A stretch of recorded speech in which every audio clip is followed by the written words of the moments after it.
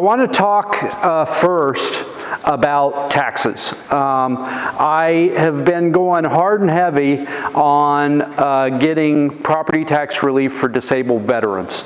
And I rightly get the question from people who aren't disabled veterans, well, what about me? You know, I pay taxes too. What are you doing for me? And so I want to talk for a minute about what I've been doing for the rest of the folks here in Leavenworth that aren't disabled veterans. Because I want to, you know, I serve everybody, not just the veterans, and I want tax relief for everybody because our taxes are too high. The reason I feel so passionately about this really goes back to the reason that I ran for office for the first time. You know, when I was thinking about running, one of my big concerns is that everybody was leaving Leavenworth and everybody was leaving Kansas, frankly. And it's for a lot of reasons, but one of the reasons is the tax burden. I mean, it costs a lot to own a home here, and it costs a lot to retire here because your Social Security check gets taxed. And, you know, if you're not a military retiree and you're not a state employee retiree, your retirement gets taxed. And so a lot of retirees are packing up and leaving. And when people leave, the services leave. Right before I was elected, Cushing Hospital closed. Now we don't have a hospital in our district. We do have, you know, St. John down the road, but that's not in our district, in 41st District. And you know, since then, a lot of other services have dried up and gone away too. And so the only way you're going to get those services back, I know like every local election you hear people, I'm going to get the hospital back, I'm going to get us a grocery in North Leavenworth. Well, you know, unless you're going to open those yourself, you're not going to get those things. Those things come when there are people here that can pay for those services or can pay for those groceries or can pay for those commodities. And so we got to get people back here, and the way you get people back here is you make Kansas and Leavenworth a more tax-friendly environment. And so what have I been doing on taxes? Well, my number one priority is property taxes, because when I'm out going door to door, and I'm already out knocking on doors, the number one thing I hear at every door is either our rent's too high or our property taxes are too high. And obviously rent is a trickle-down effect of high property taxes. And in the off season, you know, when I'm not up for election like I am this year, I'm out campaigning for local candidates, because local candidates are the ones that actually set on a year-by-year basis what our property taxes are right here.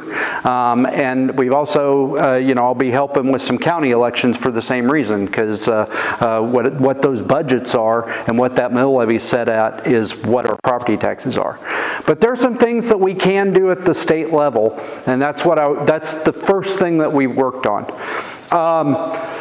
A lot of people don't know, and I'm not going to go through the whole, I don't have a whiteboard here, so I can't go through the whole deal, but our property taxes are a sum of several different governments' mill levies. You have the state mill levy, which is 20 mills for education plus 1.5 mills for infrastructure improvement. We have the city mill levy if you live inside the city limits. Not everybody in our district lives in the city limits, but if you live in the city limits, you're paying that. We've got the school district's mill levy, which you're in a school district. You may not be in the Leavenworth School District, you might be in the Easton School District, but you're in a school district and you're paying the majority of your property taxes. The biggest mill levy is going to that school district. And then there's, you know, there's the county mill levy, which is about the same here in Leavenworth as the city mill levy, give or take. All the state can do, all I can do as your state representative is either change how assessments work, or I can change the state mill levy. That's really all we can do at the state level to affect your property taxes. The valuations, you know, because it's your valuations times your mill levy, that's what you're paying for property taxes at each level. Your valuations are actually written into the state constitution. And my ultimate solution, what I hope that one day we're able to do, is cap valuation increases every year. And there was a constitutional amendment that passed the Senate that came over to the House and died a horrible death. It didn't even come to the floor, and I can talk about in question and answers why that is, that would have capped how much your valuation can go up every year at 4%. And to me, that's the perfect solution, because then if the county, the city, the school board wants to raise your taxes, they have to vote to raise the mill levy, and then we vote them all out. But that one stalled in the House, and so we are not going to get that on the ballot this year. It was a constitutional amendment that would be on the ballot for you to vote on this year, but we didn't get that done in the House. It didn't even come to a vote. So all we're left with is the mill levy, the state mill levy. And we passed we actually passed a couple tax packages. We're on our second tax package that would do two things. First, it would actually lower the state mill levy, that 20 mills. And then second, it would increase the amount of your house value that's exempt from that mill levy. So right now, in statute, when they value your house, the first $42,000 of that house is not taxed at the state level. It's still taxed at the county and the city school board, but the state mill levy doesn't apply to that first $42,000. What we did in the tax bill is we took that to $100,000. And that's, so the first $100,000 of your house, you won't pay that 21.5 mills on. Or we're lowering the 20 mills, so it'd be less than that, but you won't pay tax on that. And this is the second time that we've done this and sent it to the governor. And she stood up at the State of the Union and she said she wanted that. And so we sent it to her, and she vetoed it once, and she, spoiler alert, she just vetoed it again. And I'll talk about that here in a minute. But the news just broke 2 hours ago that she vetoed her second tax package. So that's the property tax piece. The second piece is the sales tax. And sales tax, I'm kind of a big fan of, because it hits people at the lower end of the economic ladder hardest, right? And especially food. If you're barely making ends meet, the number one thing you got to buy every month is food to feed your family. And that, 9.5% here in Leavenworth is a huge chunk out of that. And we can't do anything about the Leavenworth piece of it, but 6% of it is the state. A couple years ago, we passed a plan that was going to, over time, take it to zero, and it was going to go to zero at the end of next year. In our tax bill, in both of the tax bills that we sent the governor, it took it to zero on July 1st. So the food sales tax to the state would go away on July 1st. The other piece, and the piece that's really got us fighting with the governor, and the reason that she's just vetoed her second tax package, is income taxes. And, frankly, there's only one piece of the income tax that I really am that concerned about. Because I don't hear from y'all like, hey, my income taxes are too high. I hear my property taxes are too high, so that's what I want to lower. But one thing that I do hear over and over again when I'm out here, especially in my neighborhood, I've got a lot of retirees, I hear the Social Security income tax needs to go away. And for those of you that ain't retirement age, there aren't a lot of us in the room, but for those of you that aren't getting Social Security tax yet, the way the Kansas statute works on Social Security is that if you make $75,000 or less a year, Social Security and everything, you don't pay any income taxes on your Social Security. But as soon as you make $75,001, all of your Social Security income is taxed at whatever bracket you're at. And so that's like $1,000 hit for making $1 extra more than you were supposed to, according to Lord Kelly up there in the Capitol, right? So we needed to get rid of that. And both tax packages that we sent her immediately end the Social Security, the income tax on Social Security, no matter how much you make. It just totally eliminates it. And I'm all for that. That needs to be in the bill. The other piece of it, which some people are passionate about, I'm not quite as passionate about because I never hear about it from you, is the tax brackets and the income tax. And I understand why a lot of folks up there are passionate about it, because it's a big hit, especially on industry, right? If you've got industries that are operating here in the state, suddenly that 5-point-something tax bracket is a huge hit, and eventually it starts driving businesses out of state. So I understand it, but it's not something that I hear every day. So I've not been, standing on the floor of the House demanding that we pass a single tax bracket for everybody, because I don't hear it from you, and I work for you. And so, I'm not as passionate about it. But it is fair. It is the fairest way to tax, right? Everybody's going to have the same tax bracket, and that's the tax bracket, and there's one single rate. And so the first bill that we sent to the governor had a single rate.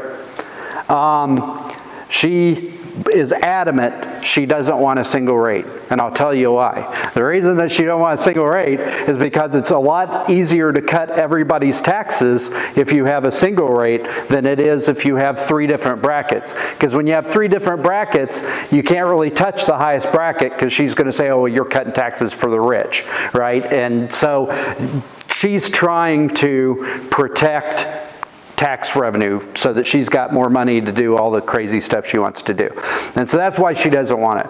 Now, my only condition, I honestly, like I told you, I don't hear y'all telling me, you better not come back here without a single bracket or we're going to tar and feather you and burn down your house. I don't hear that a lot in my district. But the one thing that I'm adamant about is we're not raising anybody's taxes. Okay, I am not voting to raise any Kansans' taxes. And I want as many low-income people as possible completely removed from the tax rolls. And I'll tell you why. The other thing that I went up there to do when you all saw fit to send me to Topeka was get as many people as possible back to work. We have a huge workforce participation problem in this city, in this state, and in this country.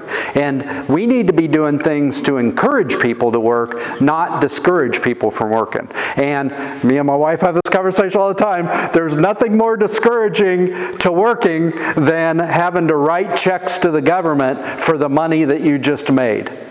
And so what I wanted to do is at the low end remove as many people as I could from the tax rolls completely. Because the idea is, right now we're competing for their labor with food stamps. And if they really are in the low end, Medicaid and a bunch of benefits, your free cell phone, all these things that you get if you're at the low end of the spectrum. And I see it every day. I'm talking about my neighbors, and I'm not criticizing them. If I were in their shoes, I can't say that I would make a different, that I'd have a different calculus.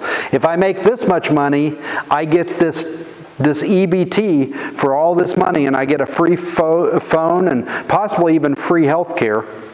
If I make more than that, I don't get any of that stuff, and I've got to make up that gap. So anything that I can do, that we can do as a state, to make that gap as small as possible so people are willing to take that leap and go to work instead of, take the check or take the card, is good for Leavenworth, good for Kansas, good for the country. And it's good for those people.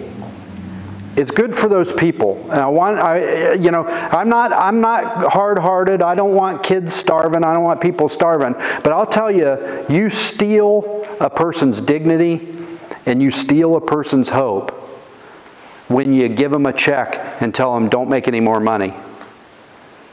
You are putting a salary cap on people's lives. And I think it's immoral.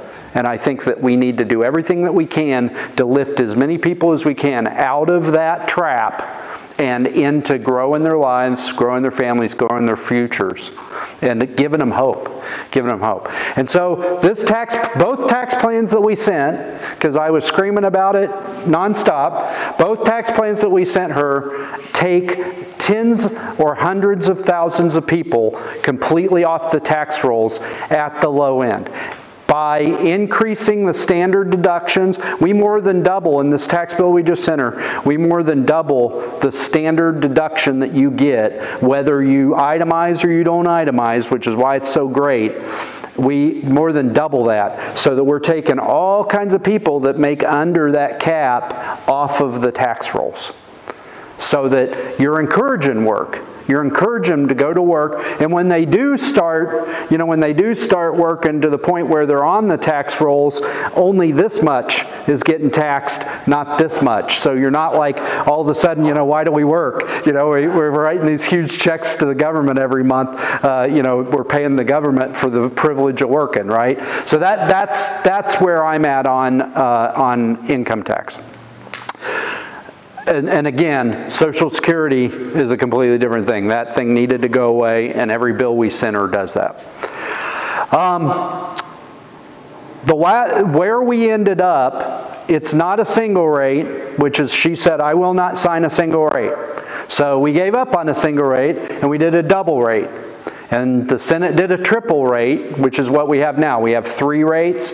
We honestly have 3 rates. One of the rates is 0, right? There's 0, and then, I don't want to get it wrong. It's 0, and then 5.15 for the middle bracket, which is a drop of 0.1, and 5.55 for the highest bracket, which is a drop of 0.15. Nobody's going to remember that. But so it is still it still is a triple rate. It's just the bottom rate is 0 to do what I'm talking about, which is taking all those people off the tax rolls. So we passed that bill unanimously. Every single Republican and every single Democrat in the House voted yes on that tax package. And I can't emphasize to you how unprecedented that is. That is like, that's like a unicorn, running down the middle of the aisle in the House of Representatives, getting every single person. Even, disabled veteran property tax, when I got it passed last year in the House, there was still one guy that voted against it. There's always one guy, but every single representative voted for that tax package, because it's fair. It's fair, and it targets the things that everybody wants to do. The Senate passed it with a veto-proof majority, but the only reason they passed it with a veto-proof majority is because of our Democrat Senator Jeff Pittman voted for the bill. And I'll get back to that in a second. There's a reason I'm telling you that, not just to praise him. I do praise him for making that vote, but that's not why I'm telling you. We sent it to the governor, and as I said, today she vetoed it. Ago. Yeah, why? That's a good question.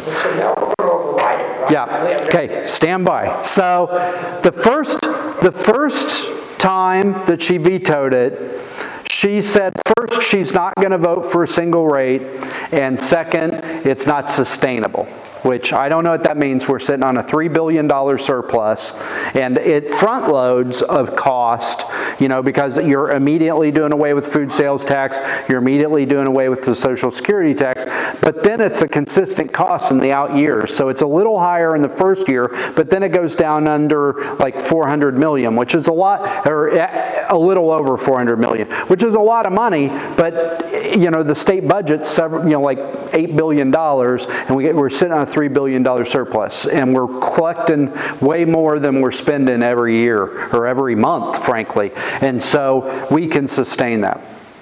So she didn't want a single rate, so we sent her a double rate. And she sent us back a triple rate and said, I want my triple rate, right? And so she said, well, we'll see if I'll sign this. We need to wait for the revenue estimate to come in. And she was hoping, because the last couple had not been super, she was hoping that this one was going to come in bad. And I just want to say that again. The governor of the state of Kansas was hoping that we came in with bad economic numbers and bad revenue numbers. She was hoping so that she could veto our bill. Well, guess what? Last week, the revenue estimate came in and it was great. We're once again taking in way more than we're spending. So we can afford it. And so now she vetoes it anyways, and she says, well, it's too big. It's too much money. It's the same money as the last one. Too much money. I'm vetoing it, and I'll send you the bill that I want you to pass. Well, I just told you that every single representative in the House, Democrat and Republican, voted for this bill. So we're going to override in the House, even if, there'll be some Democrats that she gets on the phone, she scares them, and they like, oh, I don't want her running somebody against me, so they'll vote with her. But I bet, I'm not a betting man, but I'll bet we get around 100 votes in the House, and we only need 84 to override. So we're going to override in the House. But this comes to why I told you that Senator Pittman voted for the bill the first time. We're going to lose a couple Republicans on this vote, just like we did the last tax bill, and we need his vote. If he votes the way he did right before we went on adjournment at the beginning of the month, we're going to get all those things that I just described. And if he doesn't, we ain't. So that's the tax bill. That's what we've been doing for everybody, not just disabled veterans. And I wanted to talk about that because I do get that question a lot. And it's an absolutely valid question. I don't just work for veterans, I work for everybody. My wife and I, we just came back from Taiwan. I was invited on a trip. There's a group in Johnson County, and there's groups all over the country, but there's one in Johnson County. It's called the Taiwan America Friendship Association, and they invited us to go to Taiwan. We paid our own way. I've been asked several times, who paid for this junket? I've never taken travel money from the state of Kansas. If I'm going to travel someplace, I'll pay for it. But the state of Kansas isn't going to pay for it.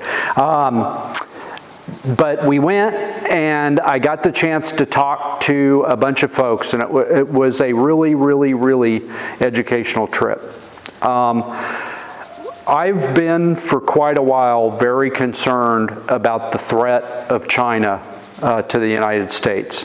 And I'm particularly concerned about the way China is attacking the United States.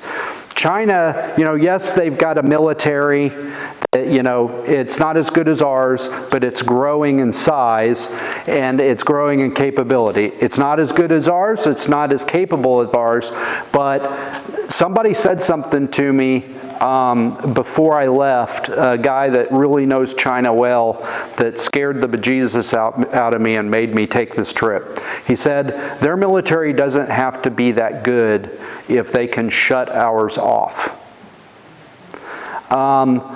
And the person that told me that, they showed me this map.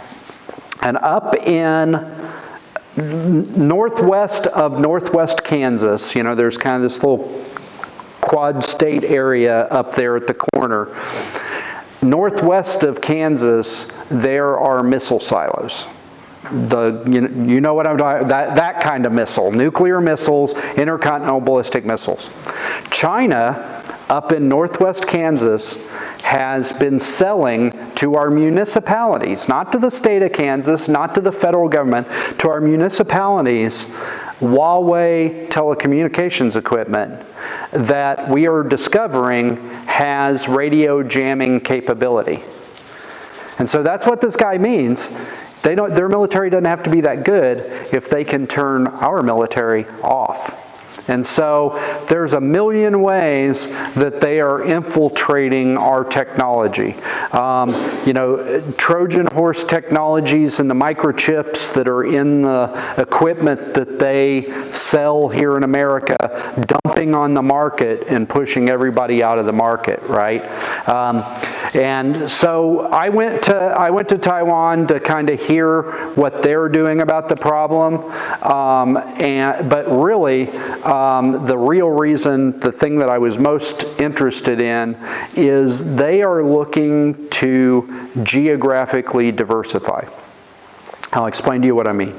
So we had this real interesting tour of this place called TSMC, and they are the #1 manufacturer of microchips in the world. And the guy who founded it, it breaks my heart, he used to work for a company in America, and he went to MIT to learn how to make microchips, and then he went home and they poached him. They made him the guy in charge of this company, gave him a bunch of investment, and now Taiwan is dominates the microchip market instead of America. So they definitely had the foresight. But his insight, I'm sorry I forget his name, but he was the founder of TSMC. His insight was the reason that computer technology is not advancing as rapidly as it could is because it costs a lot to start a computer company, because you have to buy all the stuff to make microchips.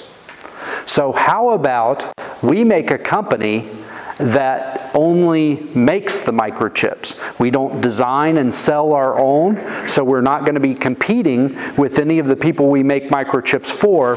We'll just be a service company that manufactures the microchips for all the computer companies. And IBM was the first one to jump in, but then everybody jumped in, right? And so, AMD, NVIDIA, I could just go through all the computer companies. All their chips are made by this company, TSMC. And there's a couple smaller competitors that are trying to keep up, but this company has such a head start. It's this 3 nanometer technology, which basically means how small they can make the crap on the microchip. They can make the crap on the microchip smaller than any other company on earth. And so they have cornered the market, the leading edge of the microchip market. Well, that makes them a really, really, really, really lucrative target for China. Because if you invade Taiwan and all of the world's most advanced microchips are made in Taiwan, whoever controls Taiwan controls the most advanced microchips in the world. And everything, I don't have my phone on me, or I'd use the prop, everything from your cell phone to your laptop to your iPad, Apple's microchips are made there, everything, they would control that market. They would control that market. And so Taiwan, very smartly, is thinking, well, golly, maybe we shouldn't make them all here. Maybe we shouldn't make them all on this little island that's just across the straits from China. And so they've started trying to move their production to other places. It's still their company, and the money comes to them because this is a free market, and they've cornered the market service and a technology that everybody wants. But they're going to build it in other places. They're going to build these factories in other places. They've got a factory in Japan, I believe. They've started construction on a plant in Arizona, and they are looking for other places. And so that's why I was really interested when we got the opportunity to go to Taiwan and talk to folks. And what I was talking about the China threat, and I'll talk about some of the things we're doing here in Kansas before I shut up and take questions. But I was talking to them about how we get Taiwan to invest in Kansas, how we get hopefully TSMC or some of their suppliers to invest in Kansas. Because the other thing that I started running for was bringing jobs and opportunity back to Leavenworth. And if we could get a chip factory or a supplier for chips, chip materials that goes to Arizona where that chip plant is, that'd be huge. Here. I mean, that'd be huge. I mean, we've already got this plant going in DeSoto. I don't know how long this EV battery thing's going to go, but for now, it's 4,000 jobs right there, and 4,000 people come with 4,000 spouses and maybe 8,000 kids. Who knows? So that's a good deal, but we need more. We need more, and that's what I was there doing. But the other thing that I went was to understand the China threat the way they understand the China threat, because they understand it. They have been, in a Cold War plus with China since the 50s, right? So they understand the threat a lot better than we do. And I actually, every year, you might not know this, but I know Rod knows this, but every year they send a military officer or two from their Army to attend the Command and General Staff College. And unfortunately, they have to attend in civilian dress because there's a one China policy here in the United States, and so we're not supposed to acknowledge that they have their own military, but here's this military officer every year. And we actually got to have dinner with the officer, Emma Chu, who was here in 2021, I think, and talked to her. She was here, and then she went back to Taiwan and kind of got re-immersed in the Taiwanese Army, and so it was kind of fascinating to hear her talk about, having seen the threat with our eyes and then go back and take a fresh look with Taiwanese eyes at how they understand the threat. So it's a pretty fascinating conversation. These Trojan horse technologies are the #1 threat. And so something that we've done in the Legislature, and I want to give credit where credit's due. Majority Leader Chris Croft, who's also a retired Army colonel, so he's smart. No, retired Army colonel. He has been spearheading these issues on the China threat.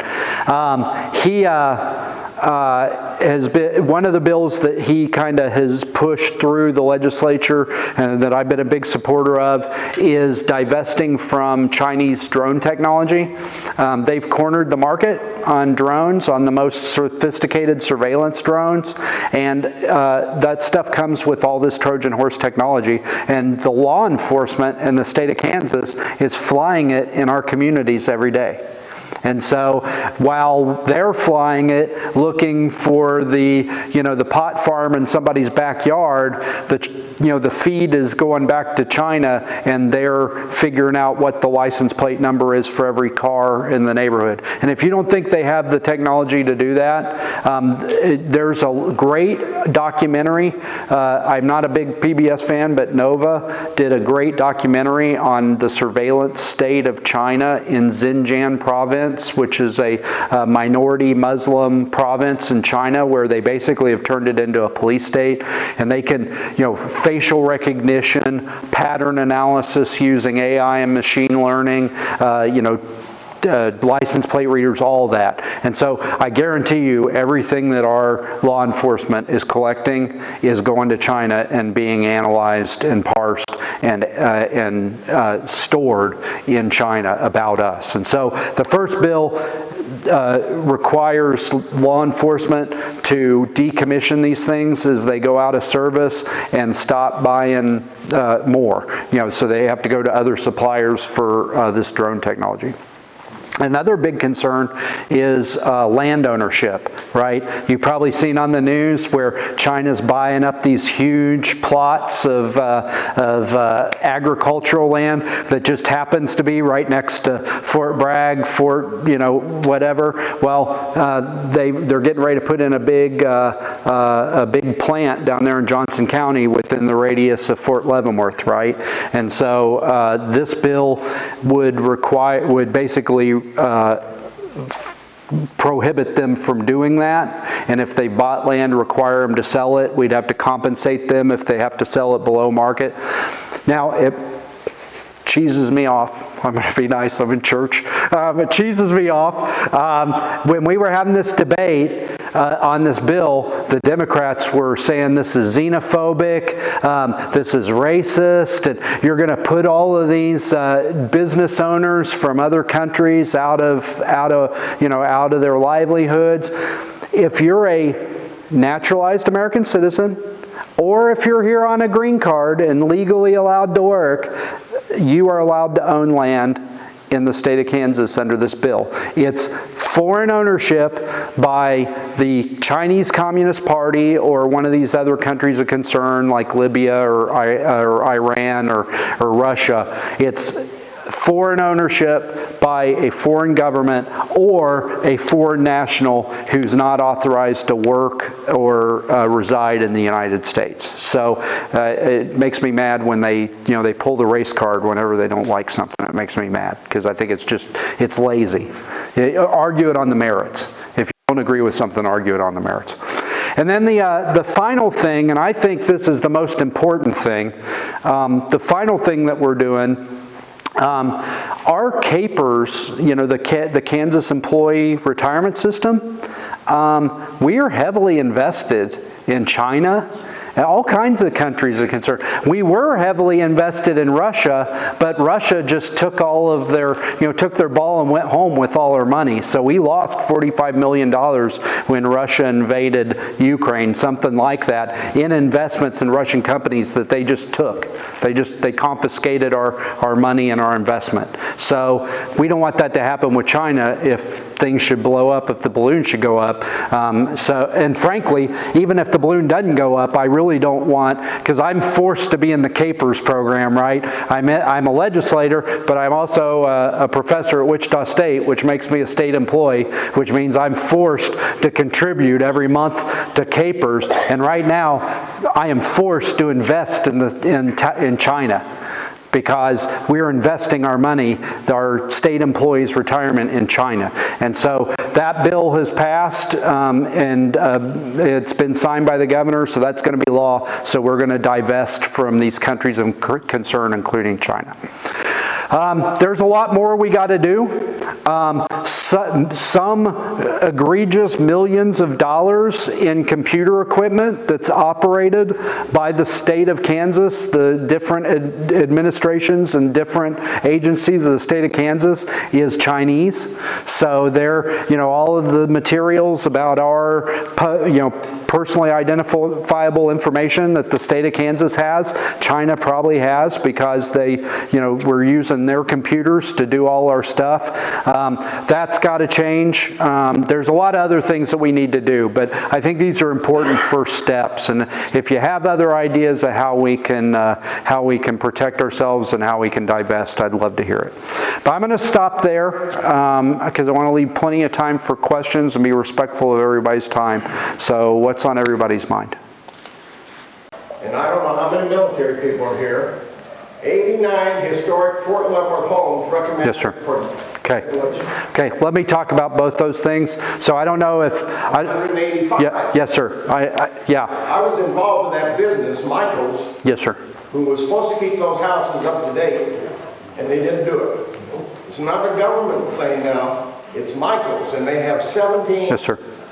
bases around the United States that have paid money for their agreement. So the Congress has appropriated $40 million specifically to not tear down those old houses on post. And what's happening is Michael's, they're a private company, and God bless them, they took the bid, we took the contract, and their job is to provide livable housing for as many soldiers and other people, because retirees and contractors and other people can live on Fort Leavenworth. Provide livable housing for as many people as they can at as low a number as they can, so that they get to put the difference in their pocket, just like every other company on earth, right? And so if it was up to Michael's, they would tear down every historic home because they cost a fortune. And anybody who lives in in this part of Leavenworth knows what I'm talking about. You don't own an old house; the old house owns you. In their contract, they were to maintain.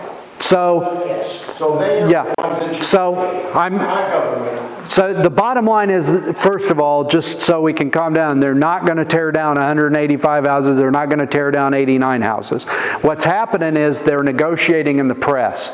They're trying to basically get Congress to go get even more money than that $40 million. They're saying, oh, even with that $40 million. But I'm talking to the CG, I'm talking to the garrison commander, and they are both telling me, and they're honorable men, I know them both, they're both telling me there is no agreement with Michaels to tear down a single damn house. What they're doing is they're going out to the press and they're like alarming us all so that we will call Jerry Moran and we'll call Senator Marshall and we'll call Jake LaTurner and we'll tell them they better not tear down those damn houses so that they'll just want to make it go away and make Michaels stop screaming.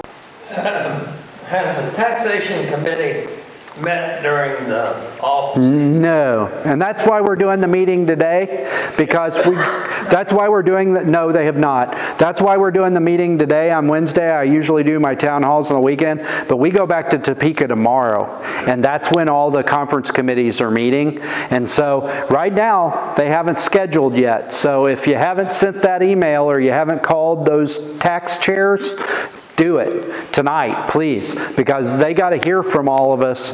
And what he's talking about, so the disabled veteran property tax bill that I've been working on for 3 years with a bunch of folks in this room that did a lot of hard work and a lot of phone calling and a lot of emailing and showing up at the Capitol. We got through the House last year. It was too late to get it into the Senate. This year, because a bunch of veterans showed up and when Karen Tyson came here for a Republican town hall, we filled the room with veterans, probably 150 veterans in that room, and she agreed to have a hearing. She had a hearing, but then she gutted the bill and put in a sales tax bill. Which reminds me, we passed that sales tax bill, we sent it to the governor, and the governor vetoed it. The governor vetoed sales tax relief for disabled veterans, right along with our big tax bill. They were separate bills. She could have signed that one and not the big one. She vetoed them all. So she vetoed our disabled veteran sales tax, which we didn't really ask for.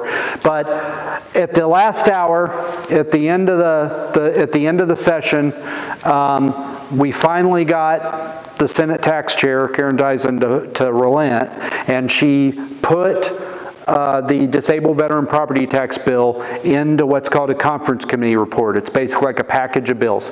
It was in there with some good stuff. There was that bill, and they cut it to 100% disabled.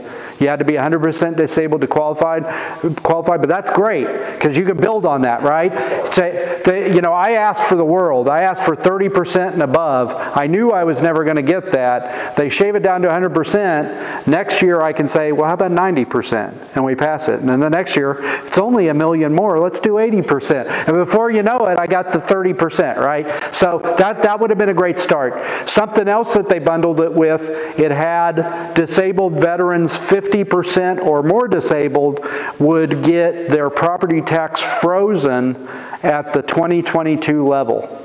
Basically, whatever you paid in property taxes in 2022, that's what you'd pay forever. And you'd basically get a rebate for whatever the difference was so that the county and the city and everybody got their money. You'd just get a tax rebate every year from the state. You had to have a house that was over, I believe it was $500,000 in value, and you had to make less than $80,000, which sucked, except that they exempted Social Security from that calculation. So you could make 80% or $80,000 plus whatever you made in Social Security. And you could already make whatever you made in VA disability and whatever you made in retirement because they're not covered. So basically, that was a great deal. You could have an $80,000 a year job if you wanted and still qualify for, if you were getting all those VA benefits in your retirement, you'd still and Social Security, and you'd still qualify. So that was in there, but she put two other things in there. And that's why we're still here talking about it instead of slapping high fives. She put a bill in there that would exempt gyms, restaurants, and there was one other thing, I can't remember what it was, if the city or the municipality competed with that business. So for instance, we have a Genesis Club here. We have a gym inside the Riverfront Community Center. And so they could make the argument. Now, the bill said it had to be the primary purpose, so I'm sure it'd go to court. But Genesis could make the argument, well, I'm competing with the government with that gym in Riverfront, so I don't have to pay property taxes anymore. Not a lot of people like that, including me. The other thing it did, it's this thing they call the dark store theory, which is basically when a county assesses a big box store, like a Home Depot or a Walmart, they say, well, that's a Home Depot, and a Home Depot is worth this much money. And what this bill would do is it would basically cause them to assess that property as if it was an empty building and that there was no business going on in it. It was a dark store. And that was going to cost a bunch of municipalities a bunch of money. And so nobody liked those two things that were in the bill, which I would contend is maybe why those two things were in the bill.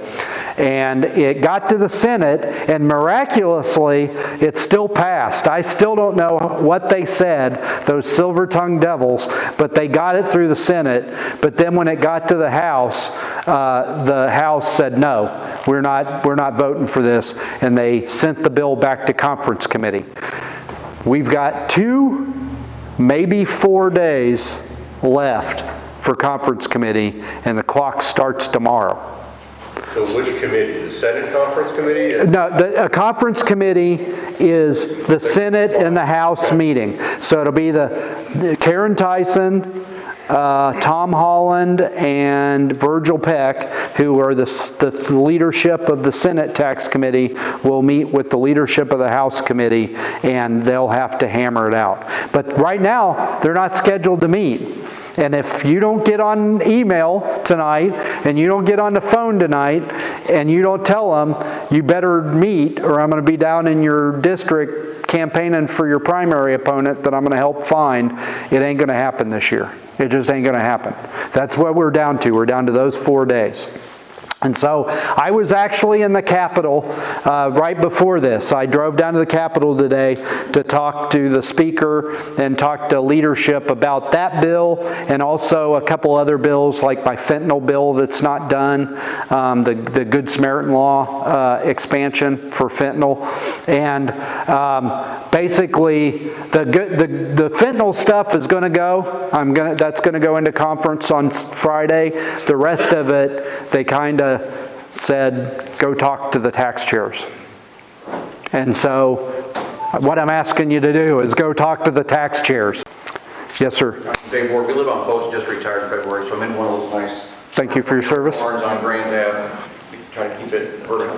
My question and comment is toward voting laws. So when we come in to vote based off of living on Fort Leavenworth zip code, we get a separate ballot than what Leavenworth City gets. Yeah. We have three kids, all have matriculated through or are in high school right now, yet we're not able to vote on school board positions and other things. We have standing because we have students in that district, yet we cannot Yes, sir. vote for that. Is there a way to get that? So what he's talking about, USD 207 is the school board on post. And this is going to be the last question. After that, I'll hang around. We can talk one-on-one because I want to be respectful. I'm already over. But USD 207 is unique in the state of Kansas. It's not a DOD school district. It's a Kansas school district, okay? But there are several things, and this is written right into statute, and it was written into statute when it was formed a long time ago. The first thing is, as you know, there's only a 9th grade. There's not a 10th, 11th, or 12th grade. And I asked Kansas Legislative Research why that is, and I haven't been able to get an answer. But the best answer that I've gotten so far is that Leavenworth School District didn't want to have to compete with Fort Leavenworth for football players, so they make them all go to Leavenworth High School so that they don't have to compete. That's the rumor. I don't know if that's true, but that's the rumor. That's the best rumor I heard that makes any sense. But that's why they don't have sophomores, juniors, and seniors. But the other thing about the other reason the other thing that's different about USD 207 is they don't have an elected school board. The reason is because, all of Fort Leavenworth is in my district, and about 10,000 people live up there. Only about 1,000 of them are Kansans. That most of them are residents of Florida or Texas because they don't have income tax. And by the SCRA, you can be from wherever you want. You don't even have to have lived there. And so most servicemen and women, they make their residence someplace where they won't have to pay income taxes. And so if you were going to have a school board election, who would vote? There's only those 1,000 people. And the other reason is because they don't have taxing authority. That USD school board is the only school board in the state that can't vote on property taxes because it's all federal. The whole district is federal land, so you can't do property taxes. And so they're appointed by the CG.